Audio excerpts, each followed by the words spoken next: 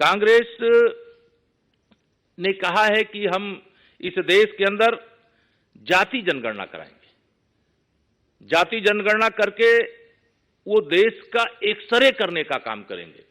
मैं कांग्रेस के नेताओं, इंडी गठबंधन के नेताओं और श्री राहुल गांधी जी ये कहना चाहता हूं, तुम एक्सरे कराने की बात कर रहे हो। इस देश का ओबीसी, एससी, एसटी तुम्हारे इस साजिश का एमआरआई कर रहा है। आपने जो इस देश के दलितों, पिछड़ों, आदिवासियों के साथ अन्याय किया है, उनके अधिकारों को लूटने का काम किया है, उसकी सजा आपको 2024 के ही लोकसभा चुनाव में मिलेगी। आपको इसी देश की जनता ने जिस प्रकार से आपके कारनामे थे उसकी सजा देने का काम किया है, और उस सजा का कारण एकमात्र है कि कांग्रेस ने कभी भी जो इस देश का बहुसंख्यक समाज है, एससी, एसटी, ओबीसी, उसकी सदा उपेक्षा किया है।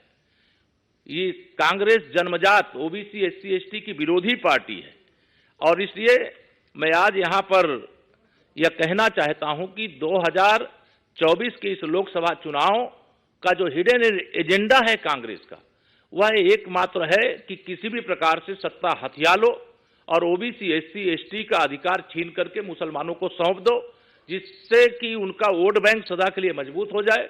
और यह बात किसी भी कीमत पर देश भी बर्दाश्त नहीं करेगा, पिछड़ा वर्ग भी बर्दाश्त नहीं करेगा, एससी, एसटी भी बर्दाश्त नहीं करेगा, और कांग्रेस को इसका जवाब देना होगा। और जो कांग्रेस के सहयोगी दल हैं, मैं उनको भी कहना चाहता हूं, चाहे वह उत्तर प्रदेश के अंदर हो, चाहे बिहार के अंदर हो, चाहे देश के किसी राज्य के अंदर हो, ये कर्नाटक के अंदर ओबीसी का आरक्षण छीन करके जो मुसलमानों को देने का एक तरह से प्रारंभ किया गया है, इस पर वह मौन क्यों है, इस पर वह जवाब दें, और उनको जवाब देना पड़ेगा, उनको हिसाब देना पड़ेगा।